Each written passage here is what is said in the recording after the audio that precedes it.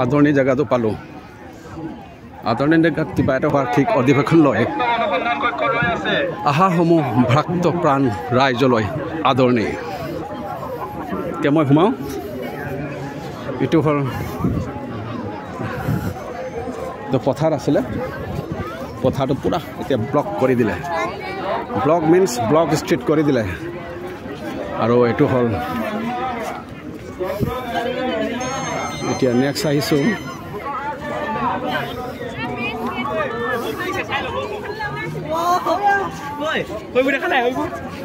চেঙাল খাৰ কাছাৰী ঠাইত সাক্ষীত পৰিষদ শ্ৰীমন্ত শংকৰদেৱ সংঘৰ 94 সংখ্যক বাৰ্ষিক অধিৱেশনলৈ অহা প্ৰতিগৰাকী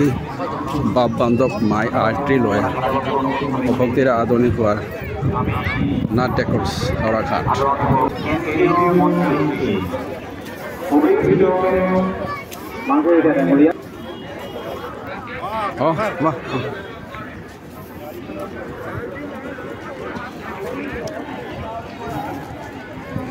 ইয়াত আছে ৰংঘৰ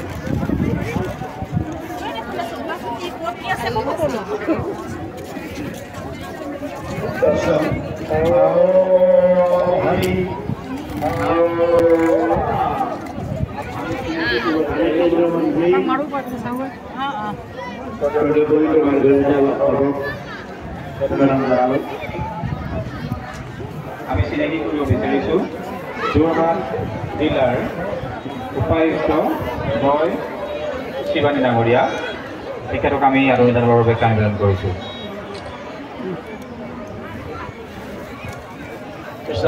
হৰি ওৰা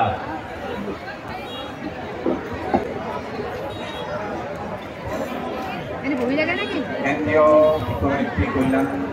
শাখাৰ সভানেত্ৰী কিৰণ শইকীয়া বৰা ইতিমধ্যে আমি আমাৰ মাজত উপস্থিত হৈছে আমি চিনাকি কৰিছোঁ চৰকাৰী সম্পাদিকা বানন্দী ভূঞাগৰাকী আমি চিনাকি কৰিছোঁ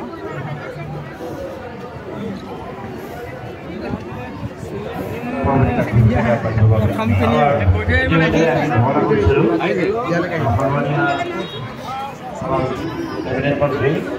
বাইদেউ তেখেতৰ